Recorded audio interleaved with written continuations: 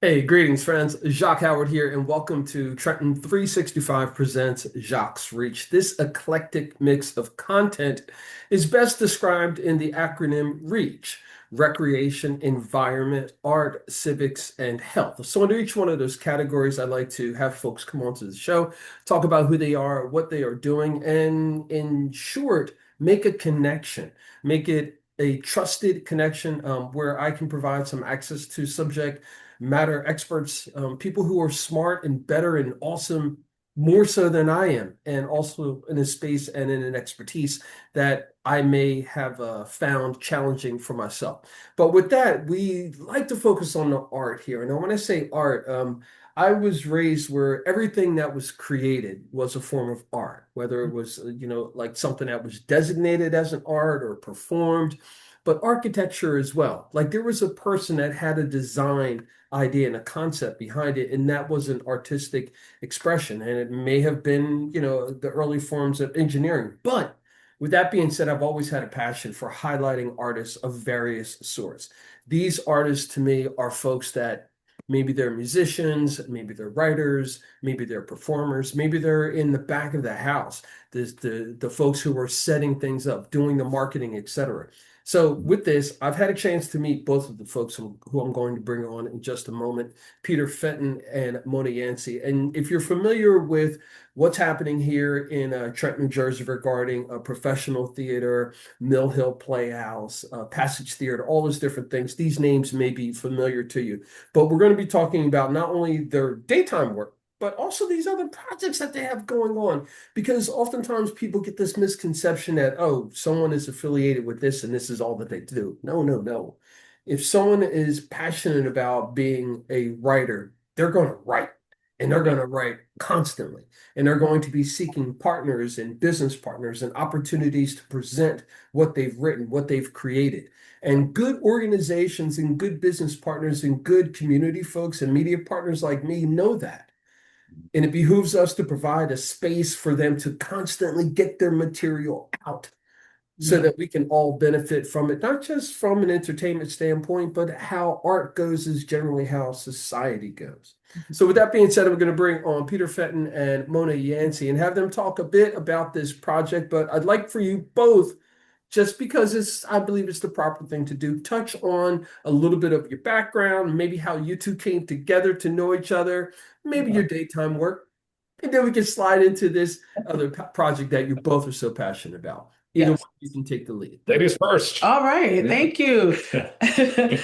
Thank you, Jacques, for having us on tonight. Hi, everyone. My name is Monah Yancy, and many of you may know me, have seen me. I am the Director of Advancement at Passage Theater in the Mill Hill, historical Mill Hill area.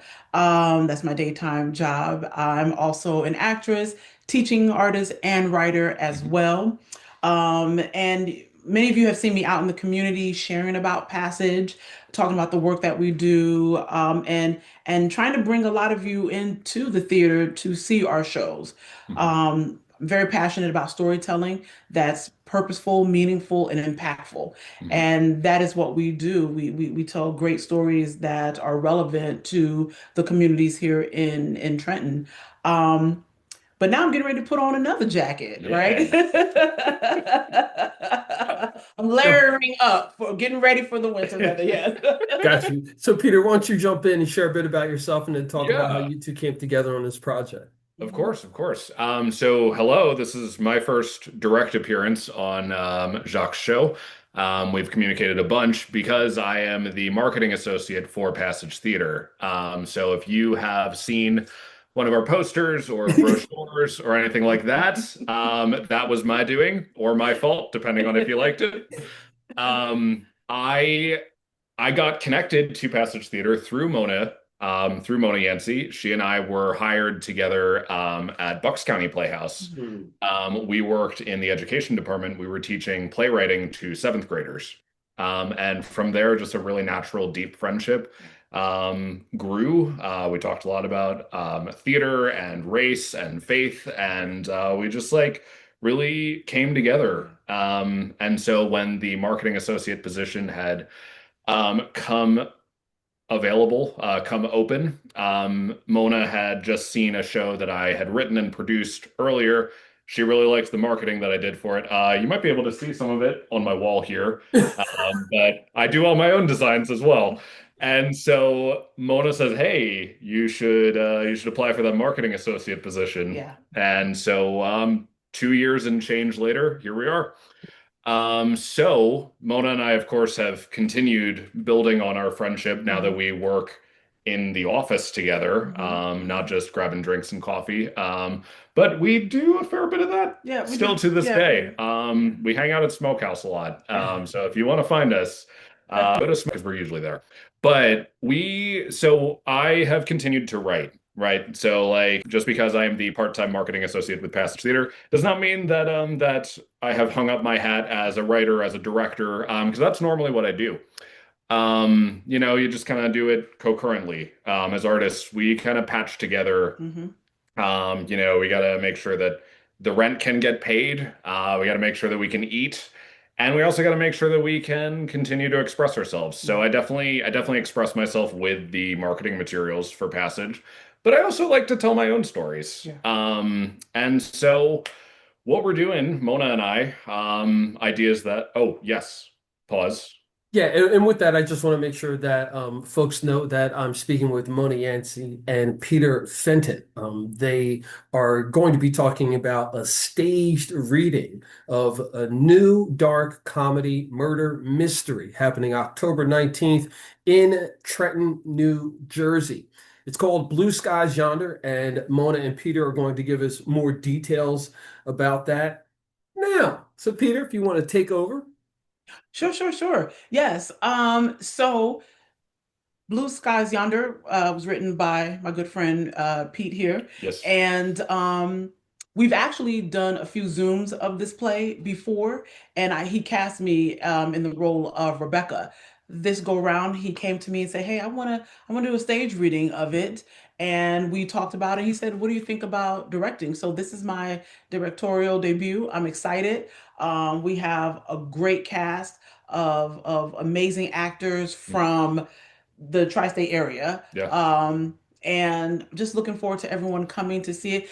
Earlier, Pete did mention it's going to be at Artworks here in Trenton. Now, of course, the two of us are associated with Passage, work at Mhm. Passage. The only reason why it's not going to be on the stage at Passage is because we have a play coming up, and the set is on there already. And the play is called Dutchman and the Slave by Mary Baraka, which will premiere October 31st. So that's the only I reason why can't it's with props. yeah. That's the only reason why it won't be at Passage. But I'm very excited, Jacques, to direct this play. It's gonna be a lot of fun. It's a who done it and why. Mhm. Um, and not only is it mysterious, suspenseful as well, but it's also dealing with what are the lengths you're willing to go to get whatever you want. And if you Mhm. can't have it, you know, who are you willing to take out in order to have it, Mhm. right? And, So, and excuse me, Mona, I'm yes, going to pivot to Peter. yes, Of yes. So course. I know that you and I, the three of us, we've talked about how technology is doing some odd things and some wonky things right now. Yeah. So I've had to actually go on the fly and do recording on another device because I'm not certain of how great the audio is going to be from my laptop. Mm, But we are not going to let that stop us. Oh, of So course what not. we're going to do right now is that we are going to refocus, and I'm going to go back to Peter and do another introduction of Oh, the yeah. staged reading of a new dark comedy, Murder Mystery, yeah. happening October 19th. And this Mhm. is from Peter Fenton. And there's a whole cool press release that I'm going to make sure that in the next day or so, I record that and I take an image from your marketing and I get that out as well so that people can hear it on a podcast or something like Mhm. that as well as a simple public service announcement. So what I'd Right. like for now, Peter, is for you Yeah. to jump in, talk about the whole impetus behind this new dark comedy murder mystery, Blue Skies Yonder, and how your relationship with Mona has got you guys to this space where from years ago, Yeah, working day jobs in the industry, you two are coming together, and you as a friend is providing this first opportunity for Monah to take on a new role, so to speak. Yes. absolutely. So, um, I guess I'll start by talking about the script, right? And the story that that we're telling here. So I I feel like as an artist, and especially as an artist who doubles as a marketing guy, Mhm. I think that there's a lot of like sort of shine that that surrounds an artist that has any level of success. Mhm. Now, like obviously I still am nobody, quote unquote, but like I can see the way that my story as a writer is being packaged, Mhm. just with like the social media feed and the you know just the stories that people tell about me and the way that my career as an artist is coming together, Mhm. there's a lot of pressure to put on oneself. And like I feel like the pressure to live up to the story that's being told about me Mhm. can feel crushing. Mhm. And then not only that, n not just the stories that are being told about you, but also the just the way that we navigate the industry. Like, I think the entertainment industry brings out a lot of assholes from the woodwork.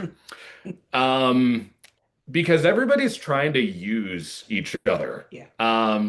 Because it's a dog eat dog world in the entertainment industry. Like, even the nice people you meet in theater, every single one of us has a killer instinct, right?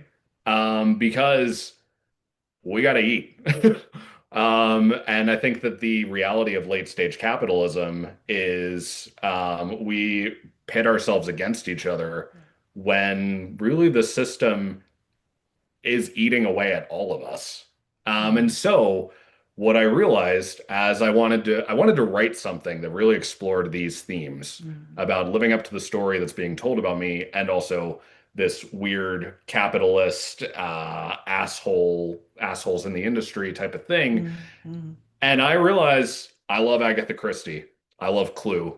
I love Knives Out. Like the murder mystery felt like a perfect way to explore these themes that I've wanted to explore for so long. And like, I love writing dark comedy just in general. I mean, everything I've written before then has some level of dark comedy to it. Mhm. Mhm. It really just kind of came together nicely over the last, I don't know, 15 months I've been working on this script. And so as I've been developing this script, Monah has been a sounding board Mhm. pretty consistently, just as, you know, my friend in the office who Yeah. loves stories, Yeah. who's an actress. And so I think one day, like so much of the main character is taken from my own story because you know they say write what you know. Mhm. So I used myself as sort of the basis for this character that's at the center of the murder mystery. And I realized, okay, at some point in my life, I need to play this character, but I need to play him in a low stakes environment because I'm not pursuing a career as an actor. So as I was voicing this one day, Mhm. and saying that like I really want to do a staged reading of this play, um, Monah and I got talking, and I was like, Monah, would you be open to directing this? Because if I'm playing the lead role, I can't watch everybody else's performance and critique them objectively. I will be very focused on my own role. Yeah. And luckily, Monah wanted to take it on. I mean, Mona's growing and expanding as an artist as well. Mhm. She is not only an actress and not only a teaching artist, she's a writer, she's a director. She's now going to be a director, I should say. And you know, I mean, I see the way that Mona's worked with like the vision and voice kids at Passage and the classes that we've co-taught together, and I'm Mhm. like, Monah knows stories, and this Mhm. is a story about stories and the stories that we tell. So, in a lot of ways, she felt like the very natural fit to direct this play. You. Mhm. Before I have you answer about that or reply, Mona. Um, Yes. I, I I'd like for you both to talk about the cast and the diversity Mm-hmm. and it being multi-generational Yeah. and kind of how it's interesting how it ties like capitalism ties into everyone's life. Like it doesn't care what you look like. It's Right. like, what can we get from you to Right. make what we need to happen, pay for what we need to have happen. So can you like kind of both of you bounce off of each other, like that whole idea of capitalism, how it impacts so many folks, and the Mm-hmm. casting of getting it right, so to speak, with multi-generational and showing that this impacts everyone. Yeah. Oh no, yeah, absolutely. Um, when we look at what's going on today in our climate, right? Yes, there's so much happening across the world when it comes to um when we're dealing with capitalism, right?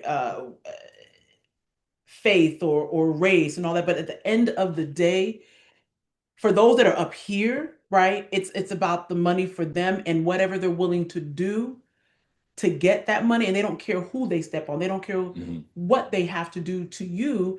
The man that's doing his best to provide and take care of his family, or that woman that's out there that's working two three jobs, but Hmm. then you've got this person that's here that's making billions and billions and billions of dollars and doing what with it, right, spending on it on this fancy $1 million yacht while Yeah. someone barely has any food in their refrigerator, can't take care of their kids, or you know sick, has to go to the hospital, but no medical insurance, right? Yeah. And so it makes me wonder sometimes, how come there are some who just have so much and there are those who have nothing, but the ones who have so much aren't willing to give, Mhm. but keep getting and keep getting. And then I look at what they're doing to continue to get what they want or need at the expense of others, Yeah. and how they're treating certain people, and then you talk about different marginalized groups as well. And so when you look at our cast, like you said, Jacques, it's very diverse, very multi-generational, Mhm. right? Um, and some of the people in the cast, they're not new to us. We've No. worked with them, we know, and there are some people that are very new to us as well, like the role that I played, Rebecca.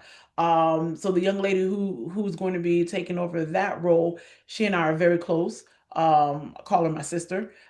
She's coming in from New York, great, wonderful actress. And so what I did, Jacques, I have interviewed the actors myself, Hmm. right? I talked to each and every one of them, and I wanted to know about their character, right? Who their characters are to one another, what makes them do what they do and why. Hmm. Um, you look at where you are, where you want to be compared to someone else. What are you willing to do? How high are the stakes for you? Hmm. What lengths are you willing to go to, pretty much kind of like selling your soul to get this certain thing, Yeah. and why? Um, and I mean, we haven't even had our first rehearsal yet, and they're just giving me so much, and I just cannot wait to get into the room with them. Yeah. It's a Yeah. great cast. Mm-hmm. I just to piggyback off everything Mona said, every single person in this cast, or every single character in the story, I should say, is both victim and aggressor in the world of capitalism. Mm-hmm. And like I wanted to illustrate that in a diverse community. So like we have my character, of course, and then both my characters' parents are in this show. And in real life, one of my parents is in this show. My father will be playing the role of my character's father. They have a very different relationship than my own father and me because I have the kind of relationship with my father that this could happen. Right. That could definitely not happen between the characters in the story.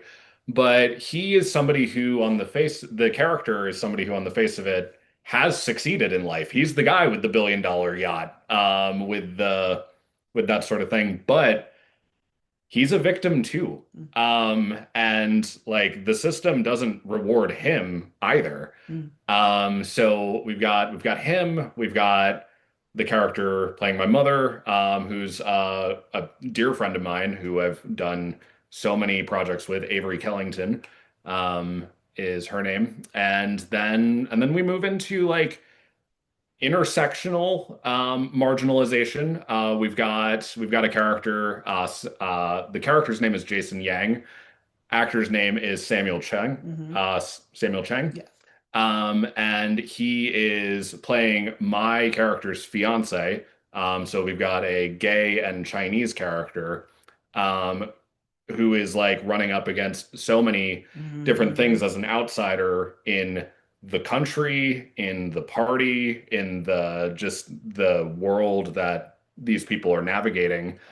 And yeah, I mean, like you could just rattle off the rest of the cast, and I could give you a whole like docket, but it's a very talented cast, and it's a very like these are friends of Mona and me, with like one or two exceptions of people who we had to cast from auditions, which is like amazing because work begets more work. Like I'm against this idea of the arts having to be competitive. Like I wanna work with my friends and create great art, right? And so like so much as Mona and I are working together on this project, I believe that great art happens when you look around you and see who's shown up, and you build the friendships and working relationships with the people who you want to keep going with. Absolutely, Yeah, absolutely. And there's capitalism in the work that we do of course. as artists, right? I Yeah. mean, listen, we need to make money. Yeah. Oh, we need to eat. We Yeah. need to eat. We need to eat. But I think also when we get away from the true meaning of the art, that's when we're losing the soul and the heart of it, Yeah. right?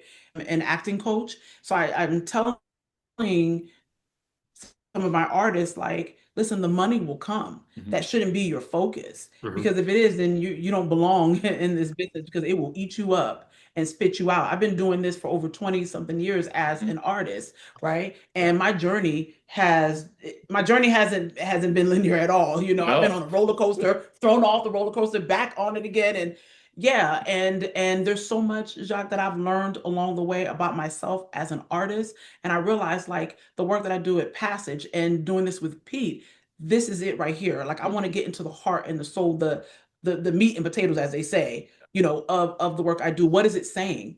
And why? So in this play, we are dealing with capitalism. We are dealing with rich versus poor, if you will, right? We're dealing with race also. We're dealing with this gay couple, right? So there's so much in this story. And then again, it goes back to, what are you willing to do to get what you want? How far are you willing to go? Because guess what? Everyone's soul, if you will be tested. Yeah. Just in the next couple of minutes that we have with this, and if it's okay, I would like to have you all come back on and us record another segment with maybe another cast member or something like that. Maybe get someone some shine, and maybe just kind of like a little preview. But within the next couple of minutes, I just would like for both of you to talk about the amount of like the team. Like this isn't just someone gets an idea and they write it and then boom, it happens. There's a lot of moving parts. There's a lot of people involved in any type of a production. But I know that both of you have known each other through multiple professional settings. You two are working together on startup projects now. You're providing each other, new opportunities. Can you just talk about the importance of having a team, a community around you, and how that no one can do this type of work by themselves? No. You want to go? Go for it. Okay, sure. Yeah, no, I agree. Absolutely. You can't do it by yourself. It's important to be supported. It's important to have people believe in you. Because I'll be honest, in vulnerable moment here, there have been times when I have doubted myself. I have wanted to give up. I wasn't sure if this was for me. And I'm like, as much as you should not do this, yes, I have compared myself to other people. And yes, I've gone down that road like, well, this person is doing this. What's going on with me? When is it my chance, God? What's happening? So it doesn't happen alone. It starts with an idea, right? I believe in writing down your ideas. And I don't think there's anything wrong with sharing it. But you got to know who you're sharing it with. Let me say that because your gifts and the talents that you have, what's for you is for you. Hmm. But I'm so thankful to have, you know, Pete, who's been a great support, who's been helpful to me. And he shared his ideas with me as I've done the same. We've been very supportive and encouraging and motivating one another, right? So he'll always come to me saying, "Hey, Mona, I've got this. What do you think?" And vice Yeah. versa. And same thing with the cast. Some of these people he's worked with before, Hmm. and I've worked with, or I just know personally. And we just all listen, the art community is small, as big as people may think it is. It is small. Everyone knows one another. So I think it's important that you have the right people who share your passion as well to want to keep seeing you go. Yeah. Mm. And I would add to that. I think so often in life there are people who just like want to stand in the way Mm, of what you want to do. mm, And so like I think about myself as a writer, especially specifically. Um, I I want people to connect with my work, right? And so I'm not going to wait for my work to connect with the faceless person at the other end of the submission opportunity. mm. Now, bear in mind, I do still submit my work places, but um, the best way to get your work seen is to decide to do it yourself. That's right. Mm. And so, like looking at the people who are around you, like with Mona being one of my best cheerleaders, and I think I'm one of Mona's Yeah. best cheerleaders too. Um, like being willing to share it with people who can help you make it happen Mm. is like one of the greatest gifts of being an artist because all of us are looking for opportunities. So it might as well take some of us coming together to create that opportunity for us to take that step forward. Right. And I love what I do. Yeah. I love what we do. Yeah. Oh man, well, wonderful. And so let me close this out. And before I do that, I want to say thank you to both of you. I look forward to being there on October 19th and getting a PSA together and getting it out for you both. So thank you very much. Thank you. And with that, I have Monah Yancy and Peter Fenton. They are coming together in a sort of collaborative effort to present a stage reading of a new dark comedy, a free stage reading of Blue Skies Yonder, a new dark comedy by Peter Fenton, will take place at Artworks in downtown Trenton on Sunday, October the 19th at 2 p.m. This event will be the play's first public presentation. The reading is directed by Trenton actress, writer, and acting coach Monah Yancy and stars Peter Fenton himself in the role of Harrison Fowler. Yes. Both Fenton and Yancy are members of the administrative staff of Passage Theater, the only professional theater company in Trenton, New Jersey. Yeah. Remember, friends, it's always about justice, peace, and humility.